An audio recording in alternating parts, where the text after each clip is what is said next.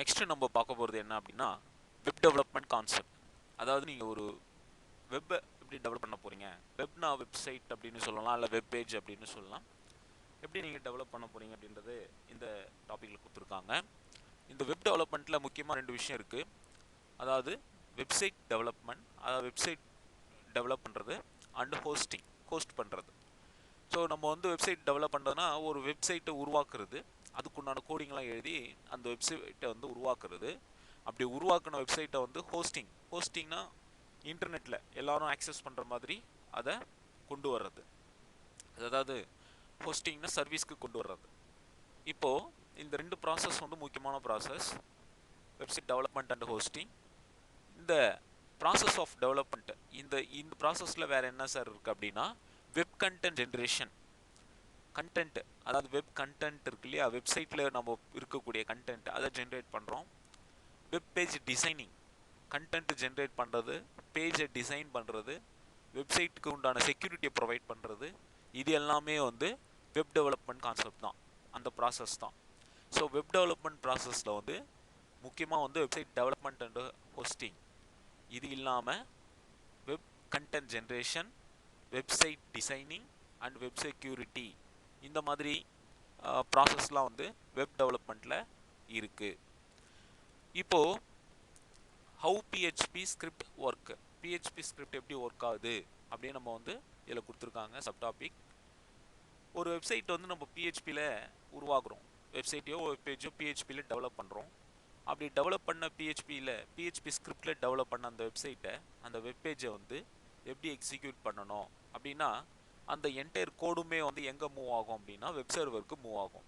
அதாவது remote machine, எங்கேயோ இருக்கக்கூடிய, ரிமோட்னா டிஸ்டன்ட்னு அர்த்தம், எங்கேயோ டிஸ்டன்ஸில் இருக்கக்கூடிய மெஷினில் போயிட்டு எக்ஸிக்யூட் ஆகும். ஏன்னா அங்கே தான் வந்து வெப் சர்வர் இருக்கும், அங்கே போய் எக்ஸிக்யூட் ஆகும்.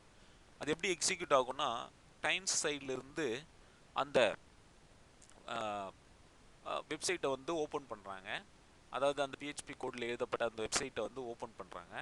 ஓப்பன் பண்ணி அவங்க ஏதோ ப்ராசஸ் பண்ணி அவங்க ரெக்வெஸ்ட் வந்து இனிஷியேட் பண்ணுறாங்க.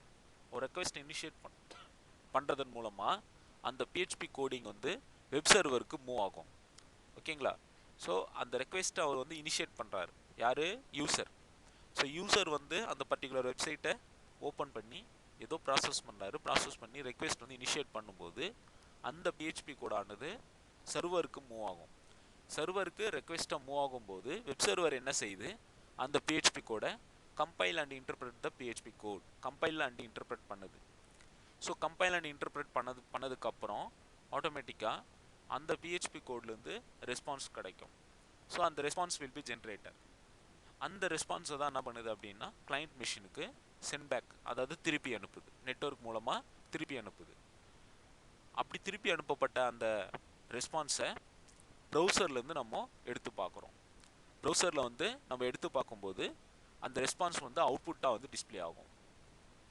உதாரணமாக வந்து இப்போது உங்களோட ரிசல்ட் வருது, ரிசல்ட்டு வந்து பிஹெச்பி கோடில் எழுதியிருக்காங்கன்னு வச்சுக்கோங்க. கவர்மெண்ட்டில் வந்து ரிசல்ட் வெளியிடுறாங்க, அந்த ரிசல்ட் வந்து பிஹெச்பியில், அந்த வெப்சைட்டை வந்து பிஹெச்பியில் டிசைன் பண்ணியிருக்காங்க அப்படின்னா அவங்க ஒரு வெப்சைட் அட்ரஸ் கொடுக்குறாங்களே, இந்த வெப்சைட் அட்ரஸில் போங்க உங்களை ரிசல்ட் பார்க்கலான்னு சொல்கிறாங்க இல்லைங்களா, அந்த வெப்சைட் அட்ரஸ் தான் வந்து பிஹெச்பி கோடில் டிசைன் பண்ண வெப்சைட்டு. அந்த வெப்சைட் வந்து நம்மளுக்கு வருதுன்னு வச்சுக்கோங்க. நம்ம என்ன பண்ணுறோம், நம்ம க்ரோம்லேயோ இல்லை எக்ஸ்ப்ளோரர்லேயோ இல்லை ஃபயர்ஃபாக்ஸ்லேயோ நம்ம என்ன பண்ணுறோம், அந்த அட்ரஸை கொடுத்து ஓப்பன் பண்ணுறோம், வெப்சைட் ஓப்பன் பண்ணுறோம். ஓப்பன் பண்ண உடனே என்டர் யுவர் எக்ஸாம் நம்பர்னு கேட்குது. அதில் நம்ம எக்ஸாம் நம்பர் என்ட்ரு பண்ணி டேட் ஆஃப் பர்த் என்ட்ரு பண்ணி ஓகே கொடுக்குறோம். இப்போ நீங்கள் ஓகே கொடுக்குறீங்க இல்லையா, அதுதான் வந்து என்னது ரெக்வெஸ்ட்டு. என்ன ரெக்வெஸ்ட் பண்ணுறீங்க, இந்த எக்ஸாம் நம்பருக்கு எனக்கு மார்க் தெரிஞ்சுக்கணும்னு ரெக்வெஸ்ட் பண்ணுறீங்க. அப்படி ஓகே கொடுத்த உடனே அதுக்குண்டான பிஹெச்பி கோடிங் வந்து என்ன பண்ணியிருப்பாங்க, எழுதப்பட்ட அந்த பிஹெச்பி ஸ்கிரிப்டிங் வந்து நேராக எங்கே போகும், வெப் சர்வருக்கு போகும். அந்த வெப் சர்வர் எங்கே வேணாலும் இருக்கலாம். ஓகே, அந்த வெப் சர்வருக்கு போகும். அந்த வெப் சர்வரில் கம்பைல் ஆகி இன்டர்பிரேட் ஆகி அந்த எக்ஸாம் நம்பருக்கு உண்டான ரிசல்ட்டுனா என்னென்ன சப்ஜெக்டில் எவ்வளோ மார்க் எடுத்திருக்காங்க, பாஸ் ஆஃப் ஃபெயிலா அப்படின்ற அந்த டீட்டெயில் வந்து ரெஸ்பான்ஸாக வந்து ஜென்ரேட் ஆகி மறுபடியும் எங்கே வரும், ப்ரௌசருக்கு வரும். ப்ரௌசர்னால் நம்மக்கிட்ட இருக்குது இல்லையா, ஐஇ அல்லது மொசிலா அல்லது ஏதோ ஒரு ஃபயர்ஃபாக்ஸ், ஏதோ ஒரு ப்ரௌசர் நீங்கள் ஓப்பன் பண்ணி வச்சுருக்கீங்க இல்லையா, அந்த ப்ரௌசருக்கு ரெஸ்பான்ஸாக வரும்.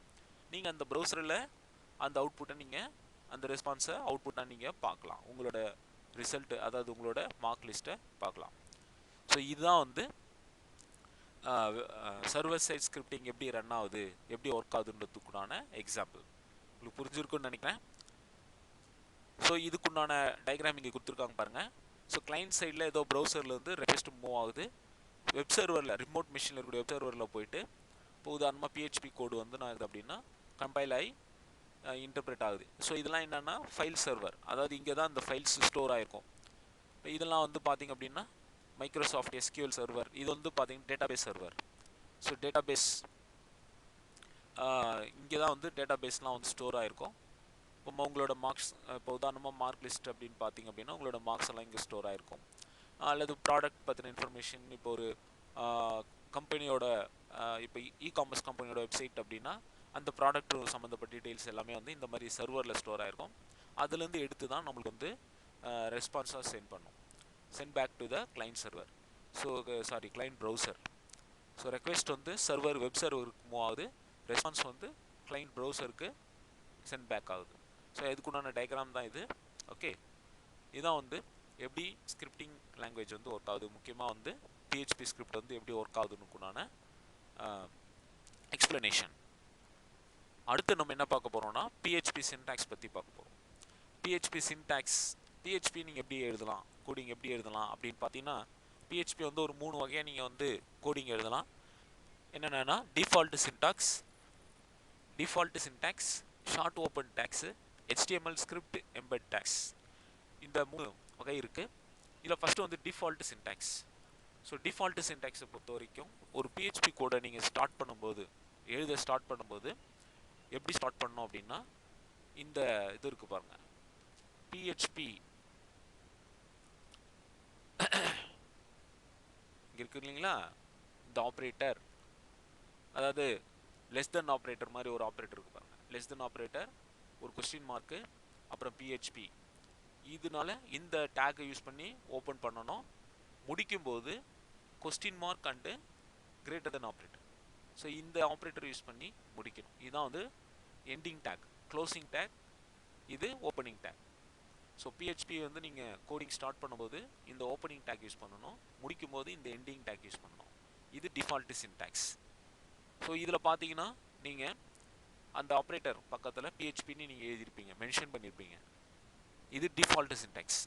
இதே ஷார்ட் ஓப்பன் டேக்ஸில் அந்த பிஹெச்பின்னு இருக்காது, வெறுமனே அந்த ஆப்ரேட்டர் மட்டும்தான் இருக்கும். இது ஓப்பனிங் டேக்கு, இது க்ளோசிங் டேக். இது ஷார்ட் ஓப்பன் டேக்ஸில் இந்த மாதிரி யூஸ் பண்ணுறீங்க. ஆனால் இதுக்கு நீங்கள் என்ன செய்யணும் அப்படின்னா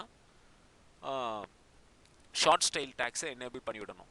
அதாவது php.ini ஒரு ஃபைல் இருக்கும், நீங்கள் இன்ஸ்டாலேஷன் பண்ணும்போது php.ini ஒரு ஃபைல் அதில் இருக்கும். அதில் ஷார்ட் ஸ்டைல் டேக்ஸை வந்து எனேபிள் பண்ணி விட்டிங்கன்னா இந்த ஷார்ட் ஓப்பன் டேக்ஸை நீங்கள் வந்து யூஸ் பண்ணிக்கலாம். ஓகே, இதில் நீங்கள் பிஹெச்பின்னு போட தேவையில்லை, வேறு ஒன்றும் கிடையாது.